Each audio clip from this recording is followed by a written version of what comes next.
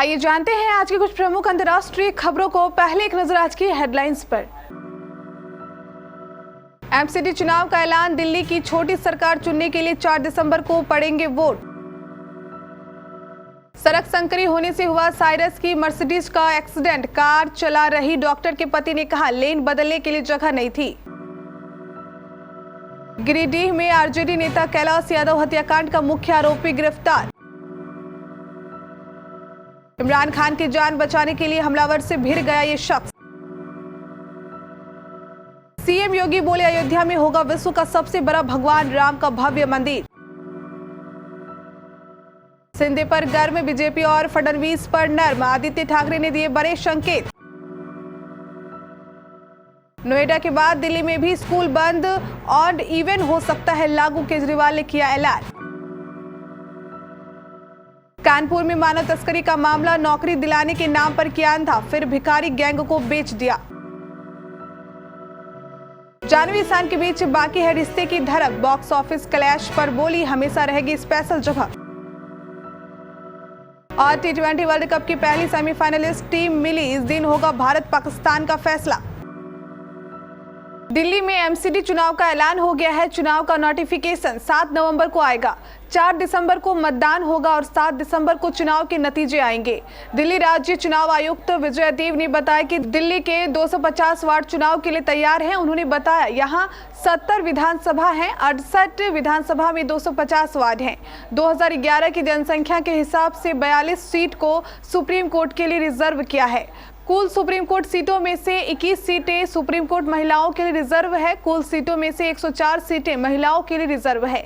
चुनाव आयुक्त ने बताया कि 55,000 से ज्यादा ईवीएम का इंतजाम हो गया है। पिछले बार की तरह इस बार भी नोटा का इस्तेमाल होगा। बैलेट पेपर पर उम्मीदवारों का फोटो भी होगा। चुनाव संपन्न कराने के लिए कई विभाग से स्टाफ लिया है। 1 लाख से अधिक स्टाफ होगा। इसमें 68 रिटर्निंग ऑफिसर, 250 ARO होंगे। साथ ही मतदान केंद्रों की वीडियोग्राफी भी होगी। टाटा ग्रुप के पूर्व चेयरमैन साइरस मिस्त्री की Mercedes car Ahmedabad Mumbai highway पर लेन बदलते समय सूर्या नदी के पुल से टकराई थी।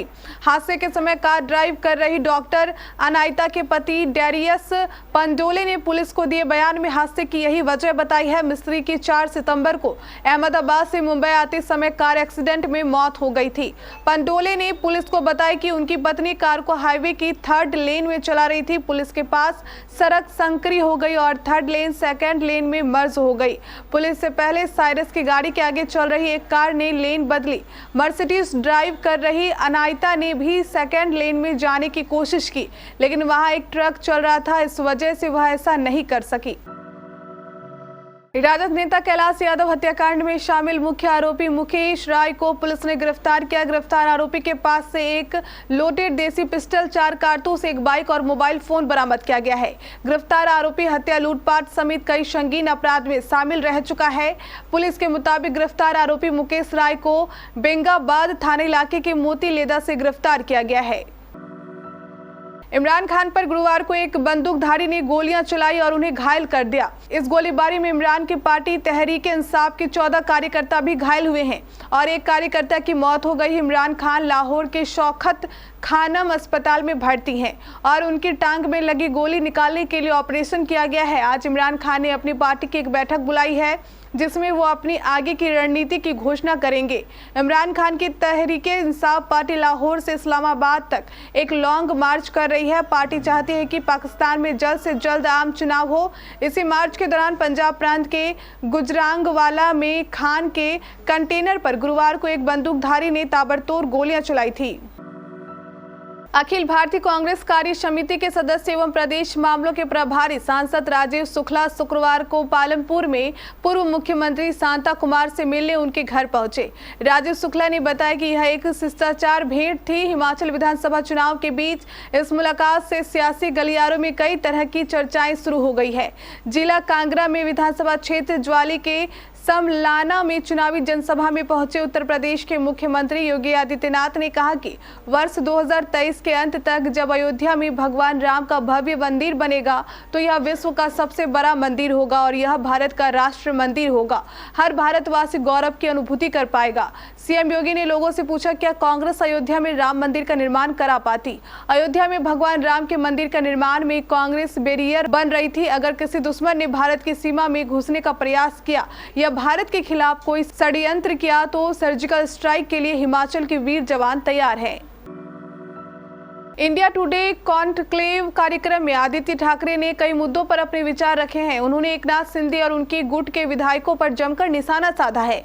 उनकी तरफ से उन्हें गद्दार बताया गया है। कहा गया है कि उन्होंने जनादेश चुराने का काम किया।